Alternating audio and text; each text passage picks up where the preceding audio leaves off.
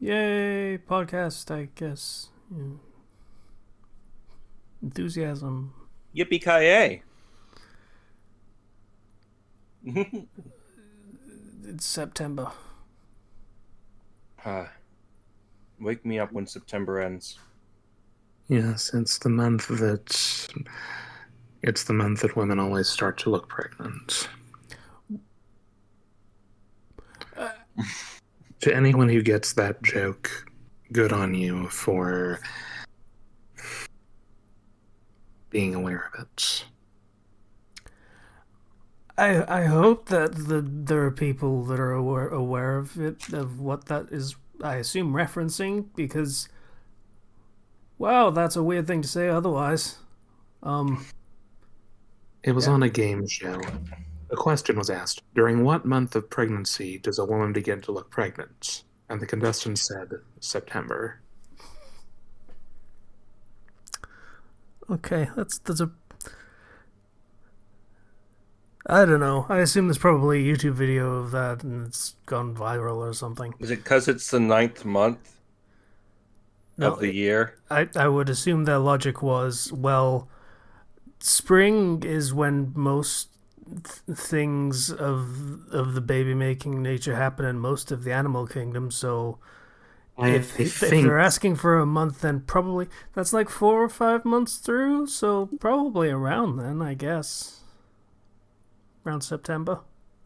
I think you might be reading a bit too far into this. It's more in the vein of she just heard what month and said September without considering no, that's not the right answer in this context.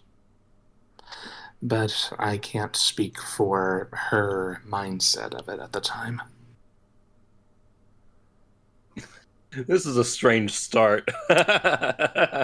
So what else is new? I'll tell you what is new, but doesn't have the name for it. The new Super Mario. Um, Debatable, it's but sure. They did a Super Mario Wonder Direct. yeah, I saw that. I don't see why they made a whole direct out of it. I mean, it looks great. It looks like a really good game, but was there really enough to justify a whole presentation of that sort? Yeah, I mean, what is Solid Snake in it or something? Like, what's going to be surprising? It's a fucking Mario game. It's going to play like a Mario Um, game. It's going to look like a Mario game. it The actually surprises that it no. has, didn't they show them already? Like giant Uh, Mario and all that shit. no. They showed. This is There's like, I believe you can play as Mario, Luigi, Blue and Yellow Toad, Peach, Daisy, four different colors of Yoshi, and Nabbit at the start, And Toadette. and Toadette. Yes, that was a big one. Yeah, it's going to be an amazing new experience. She's going to play But nothing like the other Toads. well, here's the thing. Here's the thing. Um, they've actually made it so every character plays the same, so it's just kind of visual, whichever one you want. But they have added in a badge system, so you can put on a badge that changes up the gameplay of of the game and what your character can do. Like one badge gives your character essentially a grappling hook that lets them grapple around the stage.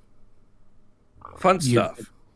you get to equip one badge per level at the start of the level, so just equipping with yourself with whatever tool you think you need most. Also, slight caveat to that all the characters play the same bit. The Yoshis and Nabbit are perpetually Yes, invulnerable to damage. they are. Yeah. They're little sibling mode, which I something I kind of wish I had growing up was having a little sibling mode for my brother who would constantly um, get me and him both killed. Also, the other characters can ride on the Yoshis, even when they're elephants. Okay.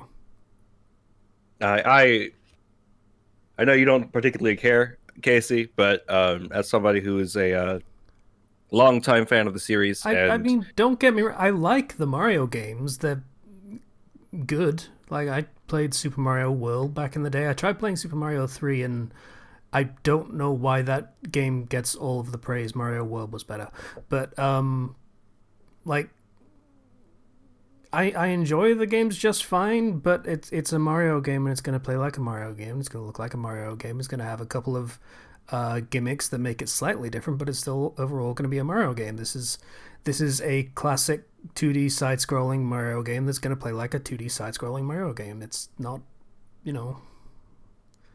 It's got the most new stuff I've seen in a 2D Mario game in literally years. I mean, I see where both of you are coming from. One hand, it's a great game, or it looks like it's going to be a very great game. Other hand,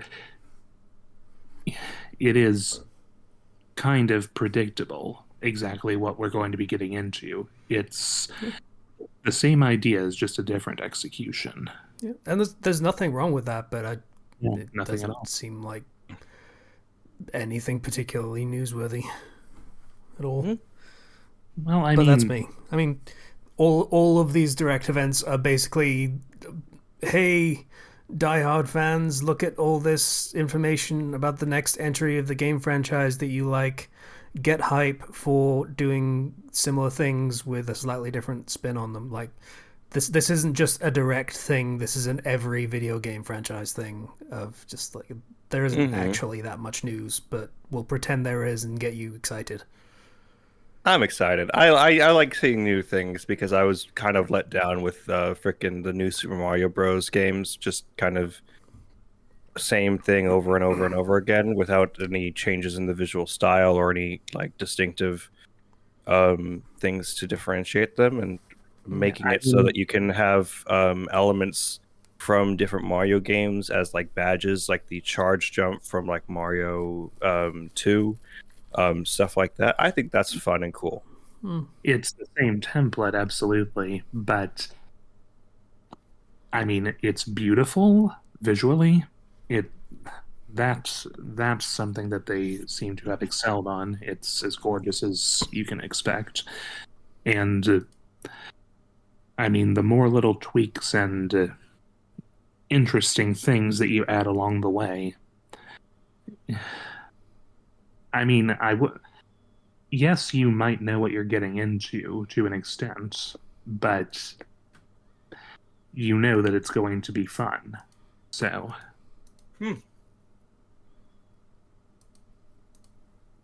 I appreciate the effort they're putting into their game. Yes, absolutely. Which I cannot say the same about Pokemon. Don't remind me.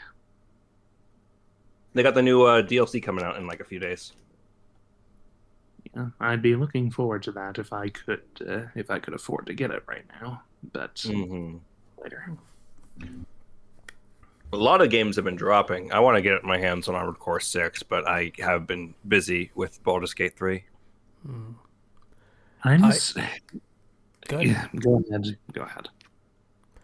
I do plan on getting Starfield when that comes out, when it actually comes out, instead of the weird fucking early access the premium early access, let's call it for the sake of differentiation, thing that they're doing where you can play it a week early if you get the premium super edition. Like, fuck off. I do plan on getting that. From everything I've heard from everyone who played it, including Jeff Gersman, who has become a surprising and depressing video game curmudgeon since he got let go from Giant Bomb. Even he liked it, and he has not been big on Bethesda things since Fallout 4. Like, he was pretty vocally disappointed with that game. I think I remember now. He gave it a 3 out of 5, and then the people at Rooster Teeth shit on him for it, saying that he's just being a contrarian, saying it's shit, while they're wearing the fucking Pip-Boy watches that Bethesda gave them. Yeah. Yeah. I have not seen much of Starfield in terms of like visual stuff. I saw like an old like the trailer at like E3 or whatever a long time ago. But I I can't say I'm excited for it. I don't have any interest in picking it up I mean, because you know. I have heard nothing particularly negative about it. In fact, I've heard the writing is actually quite good, which is surprising for a Bethesda game. But we'll, you know, I'm interested to hear your thoughts on it. I trust your judgment on whether or not it's actually good or actually bad. the one thing that did very temporarily make me think, and it was really fucking stupid. And kind of shows the power of people being deliberate assholes. Is it can still be stupidly convincing because we all have monkey brains. I watched Asmongold, the VOD of one of his streams where he played Starfield, and oh boy, did he deliberately play it in the worst way possible. Like, wow. Obviously faking enthusiasm for all the most basic shit. Like, he's trying to take the piss, which, you know, he's famously kind of an asshole, so it kind of makes sense. And when he gets done with his first gunfight and the tutorial's like, okay, get on the ship and you can go and fly out in space and do all the cool shit, and he's like, no, I have decided Todd Howard said that there is interesting stuff on every planet, so I am going to go out before this tutorial is over, before any of the systems of the game have unlocked and been explained to me. I'm going to wander into this fucking desolate wasteland and look for cool shit. Yeah. And then he spent half an hour looking at rocks. That's not fair. Yeah, it's a little unfair. Like, I understand that, you know, you don't like him, but that's misrepresenting it. When you have an audience that's like looking to see like what this game's actually about, don't misrepresent it like that. That's just an integrity thing. Well, you know, he's doing it to take the piss, and that's the point. It's massively disingenuous, and yeah, but it depends what you went to the fucking stream for, I guess. If you didn't know that he's that kind of asshole that just does things to take the piss, then yeah, it's just a really weird experience. And if you do know, then I hope it was entertaining watching him stare at rocks for 30 minutes, I guess. I would have said that the joke wore itself out by minute 5, but, you know, whatever. Then again, I'm not exactly a big streaming person anyway, so, you know. That is a whole culture that is just very difficult for me to understand or appreciate. Mm-hmm. But yeah, I look forward to that game. I have heard great things about it. There are people in another Discord server who are just sort of giving cliff notes on some of how the quests work and things like that. Well, the missions, I guess, since it's sci-fi instead of fantasy. And someone has in fact confirmed that yes, they landed on a planet, went through a science facility, another ship landed nearby, and they went and had a look at this ship. It was full of mercenaries, so they're like, okay, cool, I guess I'm doing this now, and shot their way through the ship. And right before they got to the fucking captain's cabin or the pilot seat or whatever, they just fucking took off with the guy inside. So that can absolutely happen. That was not a fib on Bethesda's part. Dudes will just take off with you inside their ship and figure it out, asshole. So that's pretty cool. Mm-hmm. Yeah. So, you know, I hope that's good. I have a fair amount of confidence that it will be good. Well, I'm still a little bit a little bit burned because when I played Fallout 4, I lost both of my saves that I had going at the time to game-breaking bugs, and so and plus everything with 76, I'm less inclined to like. 76 is a completely different beast and Yeah. not representative. Um, No, I don't have a lot of confidence. I don't want to like get invested and like have a great time and then my game breaks again.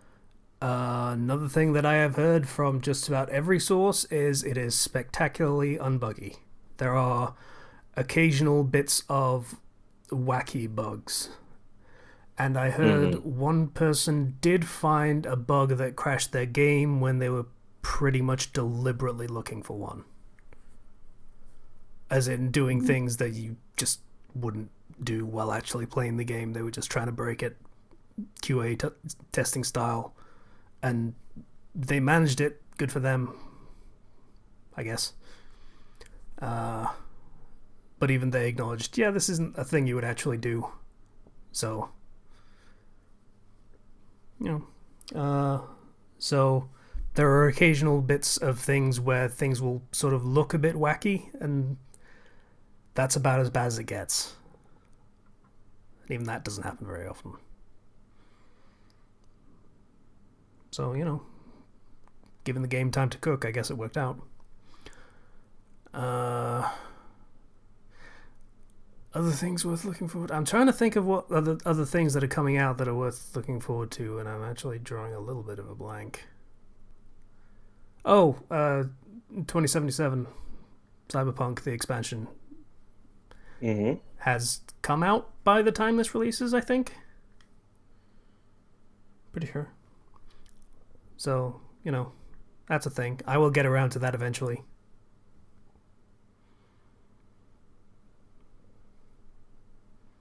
Interesting that there's still more Cyberpunk stuff coming out. Why is that interesting?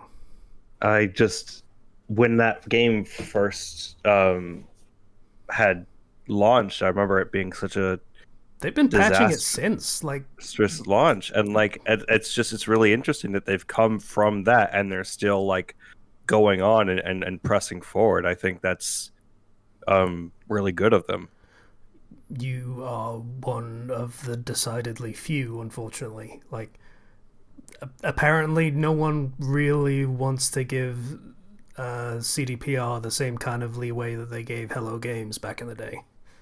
Because I very much respect like what Hello Games did, and like to see them doing the same thing here with Cyberpunk, that's impressive. Yeah. Well, oh well. Yeah, so that's getting a big free update that reworks a lot of stuff and adds new systems, and then DLC expansion that adds a lot more stuff and more systems and an additional part of the campaign and a new area of the game and such, as expansions tend to. Let me know when that drops. I still have my PS4 version of Cyberpunk in its case, unopened. So when that new patch drops, I'll probably pop in and actually give it a fair shot. I don't know how would that give you a... I get a free upgrade to PS5 with the PS4 version, I believe. Okay.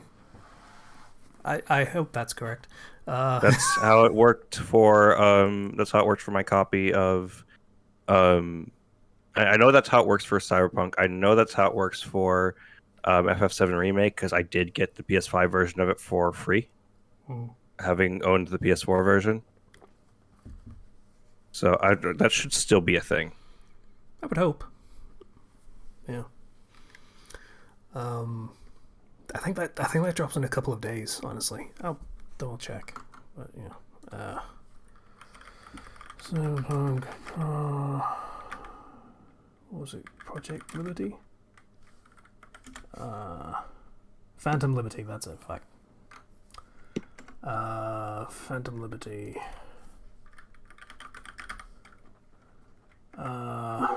Release date, blah blah blah blah blah. 20. Okay, so it's the end of the month.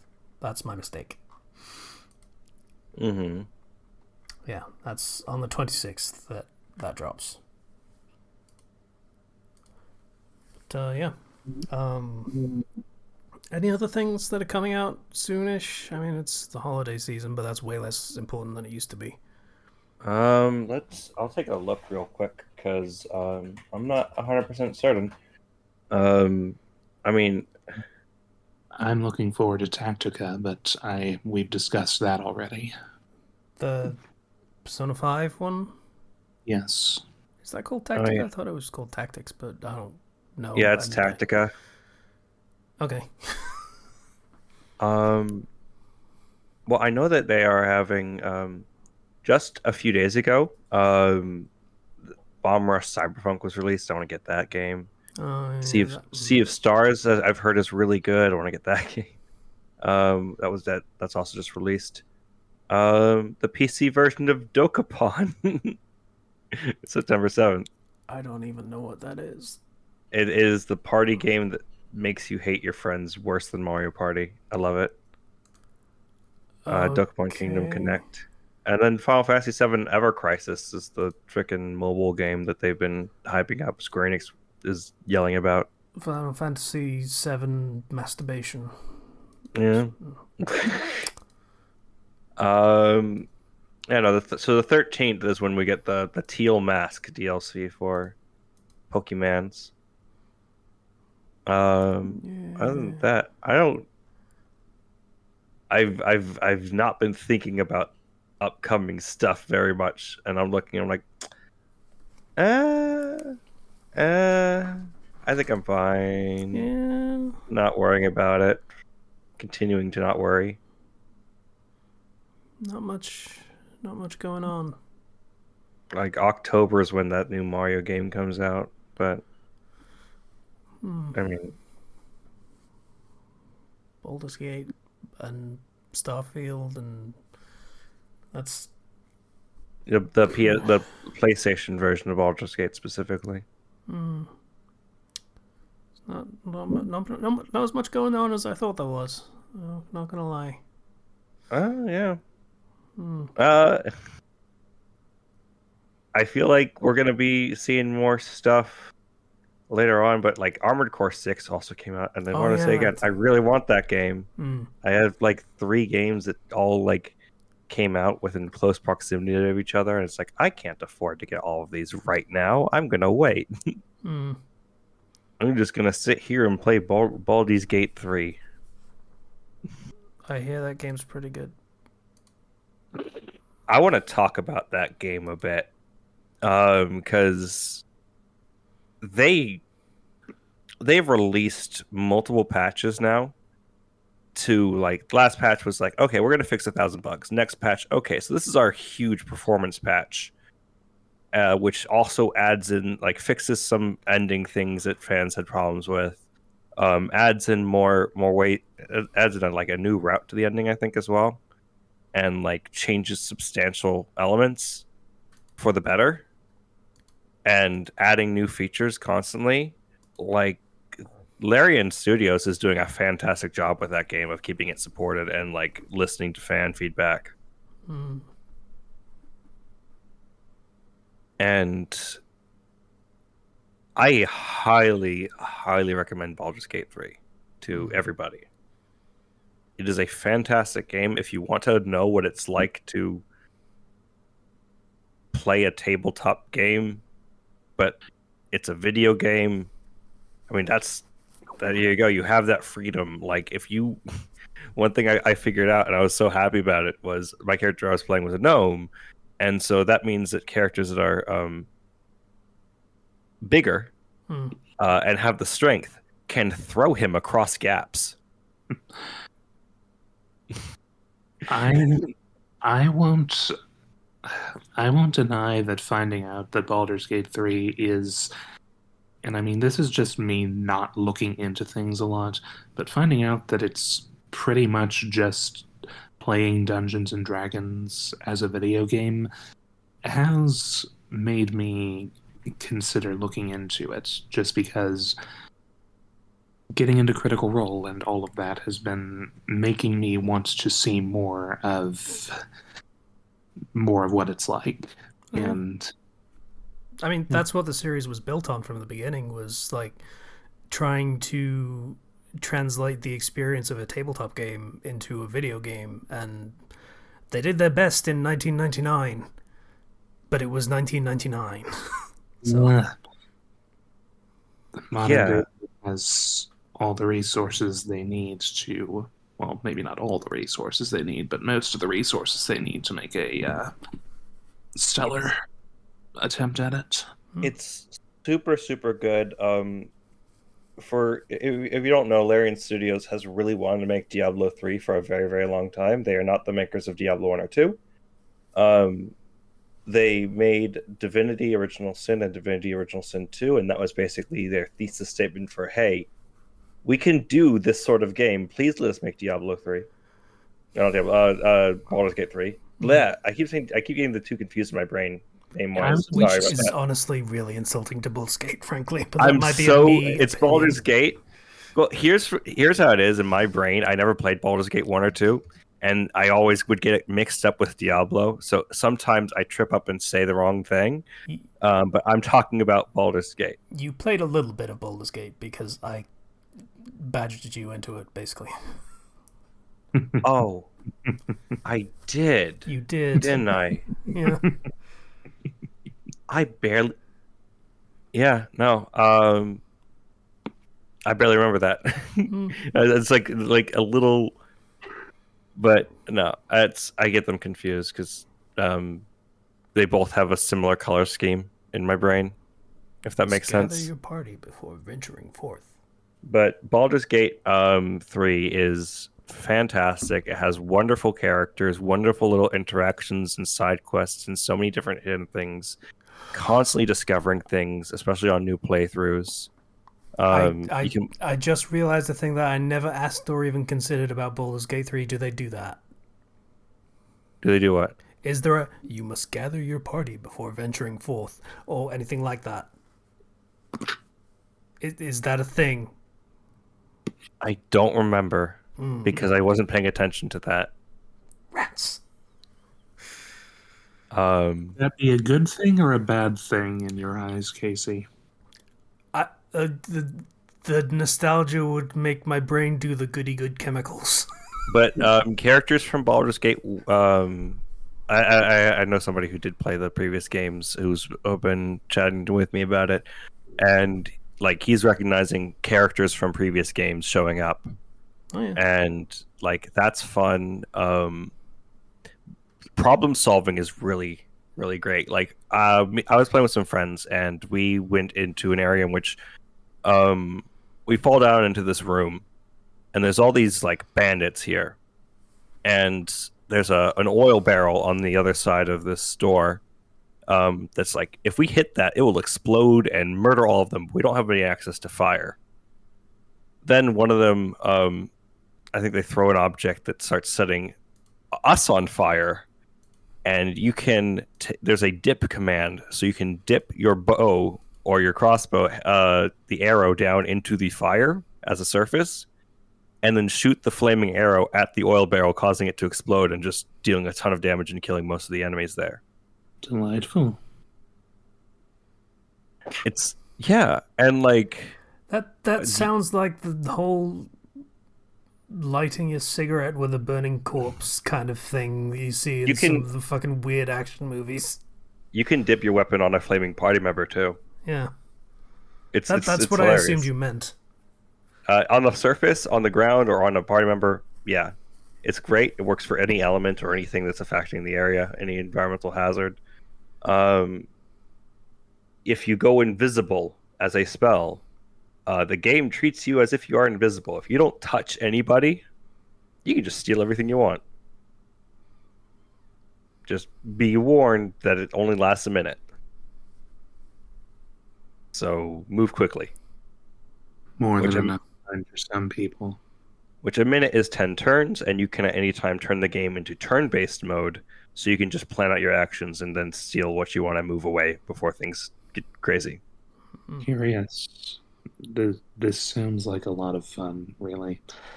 I'll have to bear it in mind once I've actually found a job. I I decided to play like bit of a shit post with some friends, and I made Human Shrek as my character. I'm Green sorry. skinned bald guy, Okay. barbarian. I wasn't sure if you meant No, the. I meant I didn't mean Shrek 2 Human Shrek. I meant taking Shrek and then making him forcibly the worst and most cursed version of human. Mm, Um, and I got into a situation in which um, there was this one woman who was guarding this storehouse, and I wanted that stuff. So I went and I murdered her, and then I got caught and sent to jail, and then I broke out of jail, and I got caught trying to sneak around two people.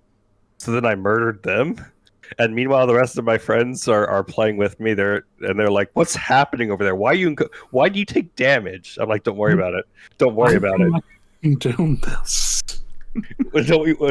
And then I like started panicking after I like had just like split the other one in half with my flaming sword, and I'm like, okay, I pick up the bodies and I put them in my inventory. I have the carry weight to do that, and I run away, and I'm like, there's no body,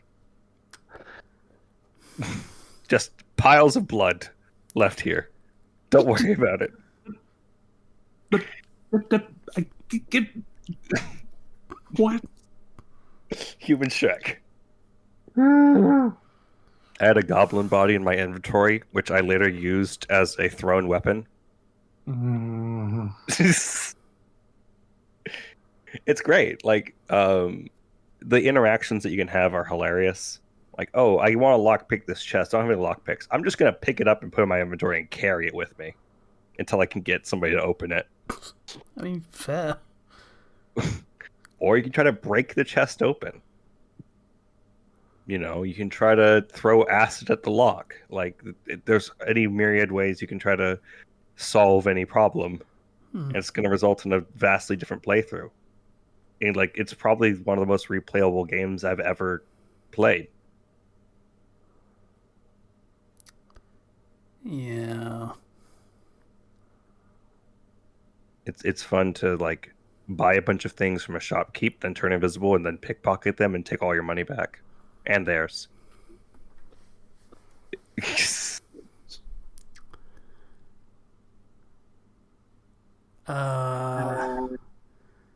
Speak with animals. Oh yeah, Everyone. I forget what his name is. King Kittington or something. I forget what he's called. Barrington. yeah. His Majesty the cat. His Majesty the cat. Yeah. You can't speak with animals. Then he's like, "Away with you! Hiss! I say, hiss!" And you can praise him, and if you have the freaking like vampire elf in your party, he loves you praising the cat. It's like all these different interactions, all these different party members you can have, the ability to play online. Speak with animals is great because like once you cast it, it's up until you take a long rest, and you can talk to every animal in the game, which is amazing, super fun. Putting on detect thoughts, putting on like other things that have weird interactions that you would not think, but like it makes sense that it would. So Yeah, like oh god, yeah. You just reminded me of another thing where it's like well, it's like detect thoughts or like a psionic power or something, and you use it on an illithid, which is literally the super psionic race, like the super psychics yeah, and monsters, and you're just trying to read his thoughts, and he's like, I am telling you my thoughts. I am thinking my thoughts at you. yeah. This is, you don't need to do, there's no point in this. We are literally having a psychic conversation Let me try already. to read your. Let me try to read your brain. He's like, what? It's just like I am talking to you through this. Are you serious? It's just, it's great. The comedy in this is fantastic. And I love how polymorph works in this.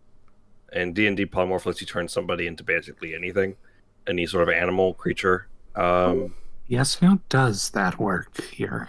So it just turns people into sheep. It turns That's it's the sheep gun basically. I mean, that's kind of restrictive. It's kind of lackluster, but it's kind of hilarious too. Yeah. It's great because you can turn somebody into a sheep, then pick them up and throw them into the bottomless chasm over there. Yeah. I mean, man, if you're helpless if you turn into a sheep. So if they get hit by it, then they've just got to go on the lamb. And it's to the amount of like attention they paid to every interaction is so insane. Every character that you ever talk to will remember if they have talked to you before, if you've interacted with them before, and they will reference like, "Oh, we never got a chance to talk back here, but hey, here's who I am. Thank you for helping us back then." So they've got enough RAM for that kind of detail. Yeah, they have so much detail. It's insane, actually. That's exactly how it needs to be if you're going to try adapting D&D to a video game. Mm-hmm. Because the thing about D&D is with you have your DM. Your DM can think things up on the fly, tie things back together, do an insane amount of planning, right? But here, you don't have a DM, but you're still able to do things that would make sense in a D&D game. Yeah, the playtesting for this game must have been well. I mean, they did do. It was in early access for years. It was, but it was only Act 1, wasn't it? I'm not 100% certain on that, but I think you're right. Yeah. So they playtested that for the years, yes, but the rest of it, not so much. And I hear that's actually kind of a bit of a problem with it on release, in that you could interact with everything, and like they've got all of these scenarios plotted out for if a player decides to do this or that, because early access players thought about what would happen if they do this or that, and it wasn't in the game yet, so they added it. But obviously in the second and third act, because not as many people, because they probably had like QA, obviously, not as many people were experimenting quite as frequently and as many people. So they didn't get that massive breadth of what the players might want to do for those sequences. So it's not quite as fleshed out in terms of malleability of the world in that sense. And that's kind of discouraging, honestly. They're fixing it. They are yeah. working on it as patches are going on. With each patch, they are expanding and actively improving. Yeah, Zero mentioned like they added another pathway to the ending of the game because someone had a thought and the devs went, "Oh, yeah, okay, that makes sense. We'll do that." I think I will stop seeing how long I'll need to wait to get this game as a bad thing then. If more time being patient means more options to choose from down the line, more ways to experience the game in creative ways, yes, definitely 110% worth the wait. I would say the Act 2 is actually really good. From what I've played through of it, I absolutely love Act 2. It has a ton of stuff in it. I would actually say it's better than Act 1. The issue comes to Act 3 specifically. Yeah. I've heard Angry Joe's review of the game rated it as like Act 1, 10 out of 10, easy. It's fantastic. Act 2, 9 out of 10. It's not quite as much, but you can still feel it and it's still fantastic. Act 3 is like a 7. That much of a step down. The issue right now, Act 3 has the worst performance by far. In terms of like how the game runs. They did do a big patch which helps with that, but Act 3 still has the most to iron out in terms of like bugs and various other issues. So they're working on it. So it's kind of a weird thing where like these are massive patches that they are just dropping one after another. Hmm. And part of me wants to go with the whole it's an unhealthy thing to release games unfinished, but at the same time, I'm not condoning the bugs, but if you're doing something that's meant to be this open-ended, it feels like all of these patches were almost inevitable, Yeah. necessary to make the game all that it can be. I mean, Um, that was always the rationale behind Bethesda games back in the day, because they also went out of their way to do a bit more expansive efforts into simulation. Like Oblivion was the famous example. Like when they decided to do the reactive AI of like, oh, all of the NPCs have their own daily schedule of things that they're going to do and what they have to accomplish during the day, and they'll go through and they had the one hiccup in a demo where a dog was barking, and so one of the NPCs, decided to light it on fire. What? Things happen when you put in simulations of very complex dynamics of what is possible to happen, and mhm. you know that's kind of what we're seeing in Baldur's Gate 3. It took some work to get Act 1 as spectacular as it is, and then you just keep that building through the entire game of all of these checks of what has happened and what is going to happen and what can happen in the late parts of the game that rely on early parts of the game, kind of thing. I would imagine that is a factor. Hmm. Mhm. Um, it's I think I might have misspoken when I said like path to the ending, but like they changed so many things to the different routes that you go through. Mm. Um, and they actually added more scenes into the game with like voice acting. Mm. Um, specifically scenes regarding one of the companion characters, as well as an additional scene on the ending, one of the endings for that character. Mm. Um, and uh, like there's so many various interactions that are being considered here, and they spent 6 years working on this game. This is not like a time issue. It is just a complexity issue, like Yeah, you were talking about. it's a scope issue of Yeah. what they've been working to accomplish in terms of simulation. Not to mention all the dominoes that they would have to consider. Like, if you make this possible, what does it make possible in turn? What else do you have to do from there? So on and so forth. Mm. Hmm. Um, so super cool. I'm still having some issues playing through Act 3. Um, and that can still happen. That's okay. At the very least, I'm fairly certain that in Act 1 and Act 2, the game is just significantly more stable than it was. And they're going to keep working on it. Mm. I'm enjoying it. It's a really, really good game. So I'm willing to like push through whatever issues I'm having because of how good it is. Also, J.K. Simmons is in it. Yeah. Yeah, I didn't think so at first. I was like, is that I that is? I heard two words. I heard him say, "Try again." That was it. I knew it was him just from that. Yeah. That character is great, by the way. Mm.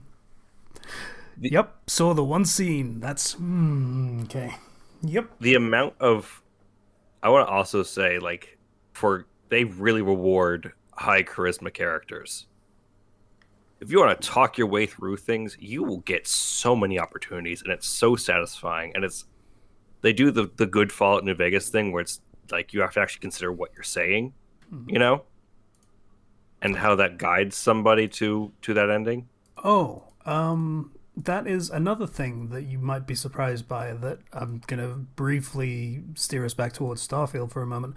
Um, they kind of do that there too. In the way I've heard it described is almost sort of like a Deus Ex Human Revolution thing. You know, with the conversation battles where you kind of just have to flow the conversation towards things that the person wants to hear, and it just sort of builds points up until it figures out, okay, you said the right things to convince this person, they are now convinced, kind of thing, rather than just a single yes no dialogue option.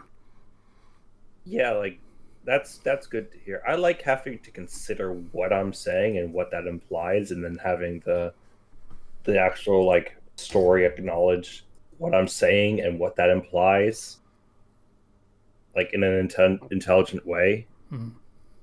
I love playing high charisma characters who can talk their way through situations. Yeah, That's what I love doing in D&D. I love doing it in like any sort of video game where that's an option. Where I can yeah. use persuasion. It's always a frustration when you like that sort of character, when the way that RPGs have tended for the past 20 years is Is just more combat, more combat. Everything leads to combat. If you want to do charisma, fuck you. It's just like everything's cheaper in shops. There you go. There's your fucking charisma. Go do more combat. It's very frustrating when you like intelligent builds and charisma builds and all that sort of stuff, and it doesn't matter. But absolutely. it's starting to make a comeback, and that's good. I'm very appreciative of that. It's so much more fun playing with a silver tongue, using that as your weapon, and just There are multiple bosses in this game that you can defeat through a conversation.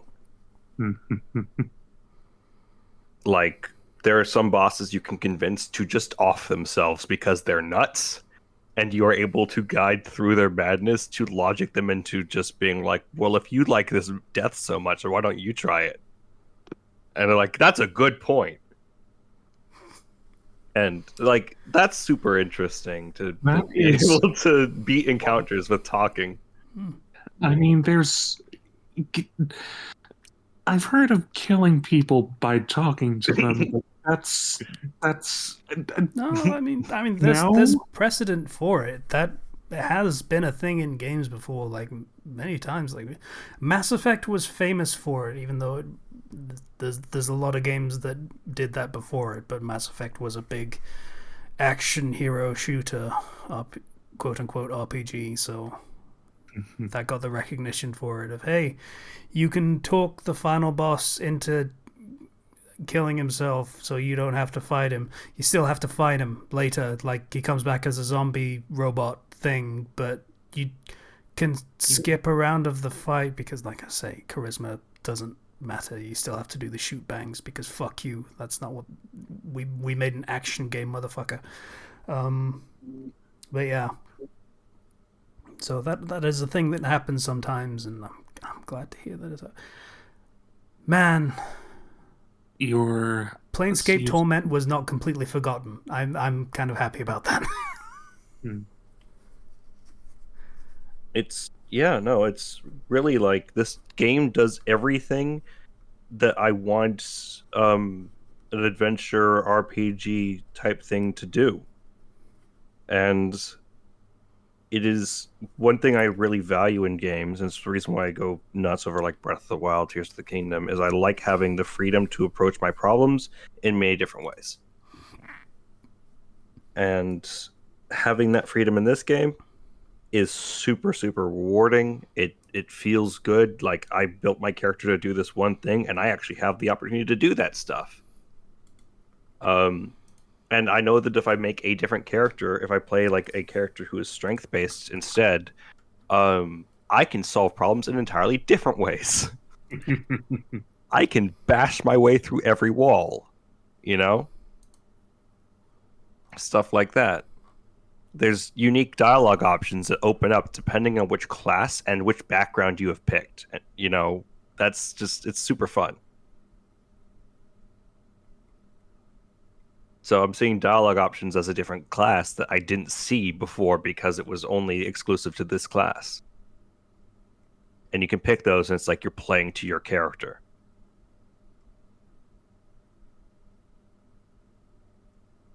So, yeah, I talked about this game a lot, but it's literally the only game I've been playing. So Yeah, no, well, aside from some FF14, I as per the played usual. a bit of that, and I would like to get my. I meant to play more of that today, but my complaints from a few days ago still stand because I haven't been able to. Of like, yeah, the main quest is really fucking slow in the base game, and the balance is way off because they have turned on turbo leveling for that section of the game. So everything plays super boring, and the story is not anything to write home about. So they have made it super boring, and I just want to get my mount so I can try out different classes. That'd be super cool. Thanks, but gotta slog through boring dungeons that I'm way over leveled for.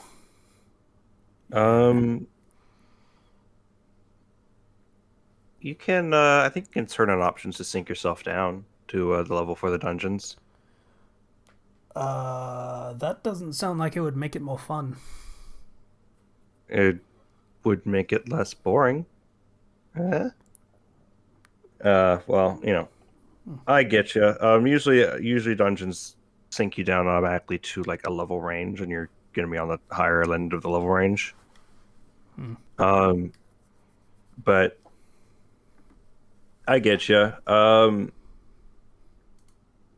The early story. Some people say, "Hey, people are too mean to ARR. It's such a good story." I don't like the early story of it. I'm sure it gets to be an interesting story, but like there is a section where it's just help out these weird fucking, well, not weird, but just help out these boring chocobo keepers, like who cares? And then very briefly we have actual plot important stuff happening. Cool. Now you need to go to different cities and stuff and see all these places that you didn't, pick as your starting location. That's neat. You literally just go there and then immediately go to the next one, but whatever, that's cool. And then it's do these dungeons that don't have anything to do with anything. Okay. It's just sort of it spins its wheels a lot, is what I'm getting at. The dungeons have their own lore, but like they get much better over time, and they've actually gone back and already improved several of the early dungeons, from what they were, and removing some of the tedium from some early dungeons. So there's some that are like used to be pretty bad, but that are much better now. So I understand your frustration. I will say there was a weird lore thing that I wasn't really expecting, of just like, hey, go to this like pirate hideout place and deal with the pirates there. And it's like, okay, cool, whatever. You just go through and you solve the very simple puzzle to get into the hideout, and you're going through and you're slaughtering all the pirates, and it's like, whatever, cool. And you're actually going through their living quarters and their actual base and stuff, and it's all like, you have all of their rooms, and then you have this one room called the Hole. And you go in the hole, like it's guarded, and it's like a prison. Full of female NPCs. In case you're feeling bad about killing these pirates. Yeah, no, not really. Yeah, They didn't pull a punch on that one, did they? One of them just straight up says, "Please stop hurting me. I don't want to do this again," or something to that effect. And yeah, no, that got really suddenly surprisingly dark. This game goes to some very dark places. I heard that came way later than like just the shitty basic dungeon. But all right. No, it's early on even. There's uh racial tensions and wars between the tribes of what are called beastmen, but that's kind of a racist term that you shouldn't be using. But like the tribes of the various other people doing like battle and combat with the various city states. You have the entire Garlean Empire that is out there committing horrible war crimes and exploiting and enslaving people. And they're the constant threat that's hanging over everything. And it's like as you see things unravel and you get to see so many different sides of things, it goes from what is essentially a very simple premise to becoming more complex through just focusing down on like even things of like, say, these Garleans. What happens if we actually go to that country and That see was what a it's like to question live I there for the had. people? Do you actually go to? Yes. Yeah. Okay. Cool. You go there, you get to see what the people are like, what level of propaganda they've been under the entire time, right? And see an insight into them. And you get a whole history lesson on them, on how they came to be the way they are, why they are the way they are, and everything. Like the sheer depth and breadth of information that they give you is kind of mind-boggling. Awesome. So like this is like you're getting the ARR is very simplified in that regard, but it's all set up. Okay. I'll eventually get my mount, and then I'll be able to try all the different classes. And if you want any help, let me know, and Nope. I can join you for any dungeons. Nope. Okay.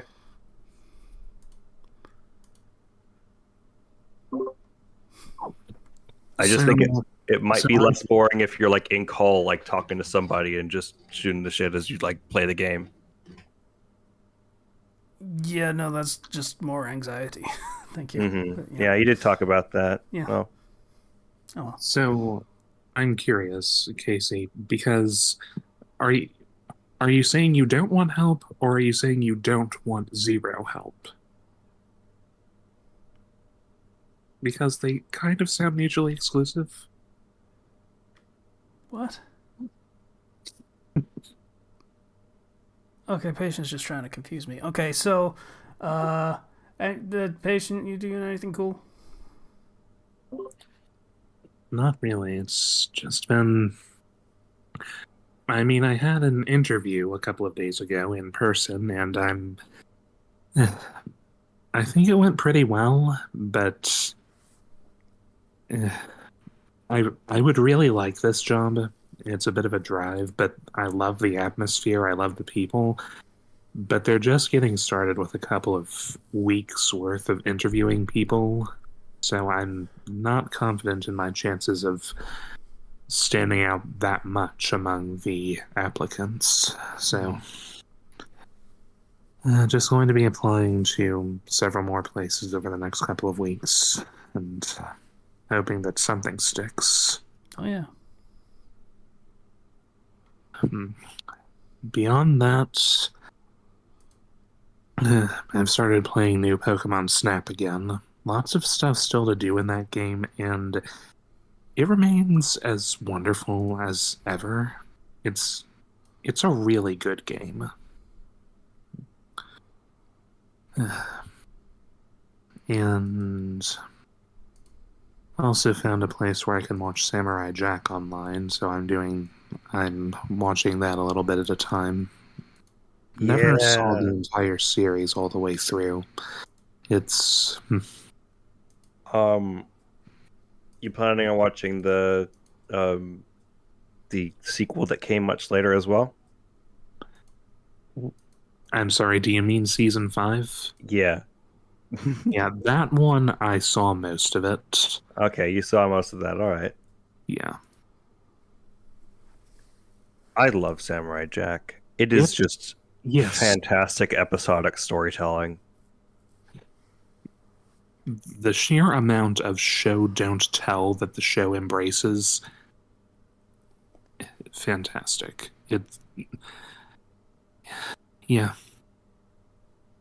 When It, there's entire episodes with like no spoken dialogue. and you don't lose anything for it. Exactly. Um, it's it's really really great. It's like just a fantastic collection of short stories centered around Jack, and they do lots of experimentation with how they do those stories. Yeah. You have all kinds of and you have all kinds of plot from the most serious to the most comical.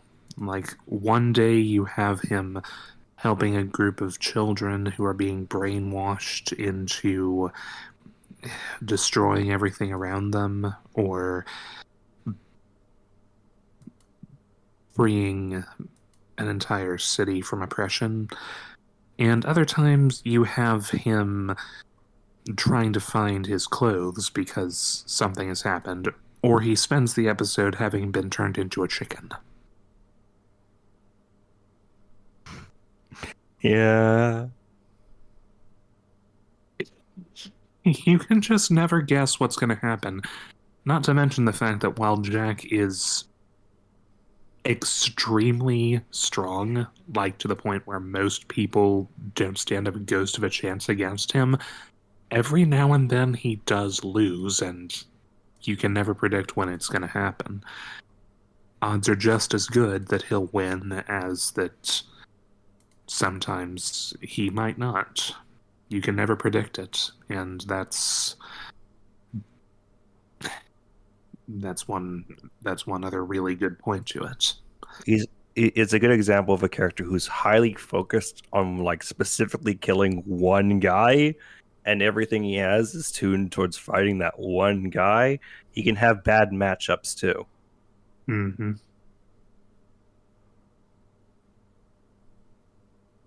And I mean, Aku never stood a chance against him from the first day. He just had to keep Hmm. using trickery and escaping to get away from him. The few times he actually did have someone under his thumb who could beat Jack, either he wound up double crossing them, or Jack wound up overcoming them in the end. Most people who could actually stand up to Jack wouldn't serve Aku. So, but yeah, I've just been getting back into that, taking it from the top and watching from season 1 moving all the way down to season 5. So I'm going to be looking forward to doing that. That's awesome. Yeah. Yeah. But by and large, nothing much has changed over the week. More of the same. Rest, relaxation, job applicants, gaming, a bit of shopping for necessities, and lots of hope. Lots of hope. I wish the best for you. Yeah. I have no doubt that things are going to work out in the end, but the thing is, we're not at the end yet. We're in the middle. So, I'm. Hmm. Yeah. So we need to get to the end where things work out. Yeah. Speaking of the end, unless Zero's got something else. Well, I did have Patreon. one thing. Just a minor thing. I was very excited because I got to um surprise and astound my players in my D&D game that I DM, because I did a thing in which they succeeded like a DC 30 check, insight check, to discover Whoa. essentially the yeah, no, I had one of my friends rolled a nat 20, and they had plus 12 insight, and then they had like a plus 6 bonus from other sources. They rolled a 38 Wow. on like inciting this character who was passing themselves off as another, like the main antagonist of the story.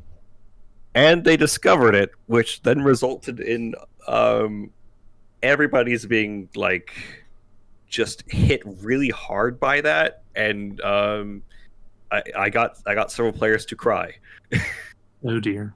because the way that game works is, due to circumstances, they basically got sent back in time, right?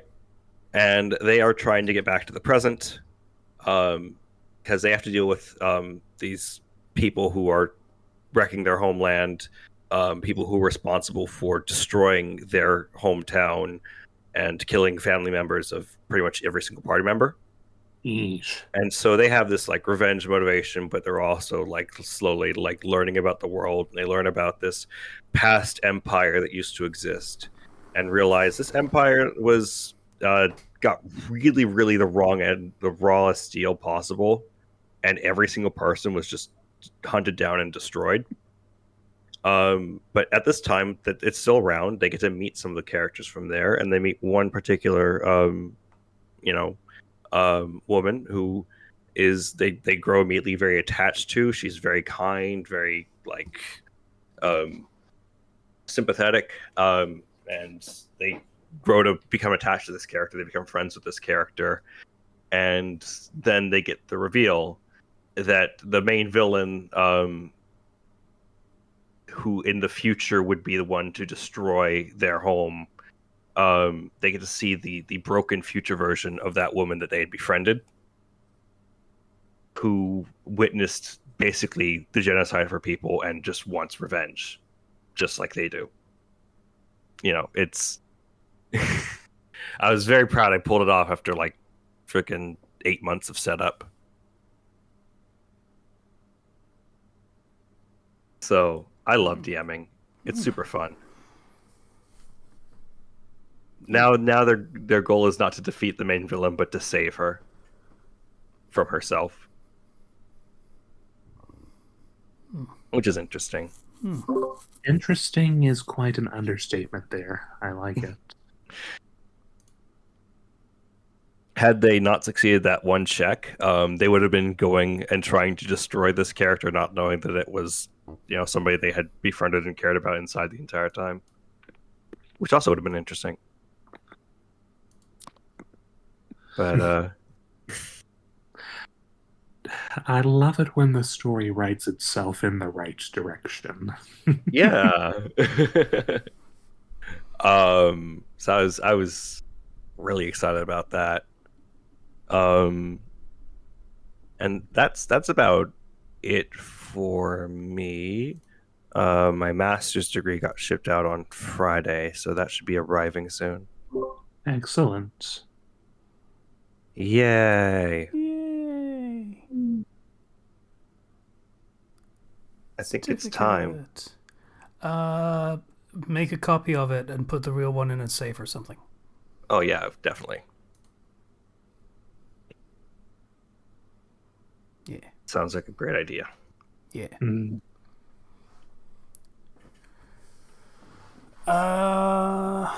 Zero.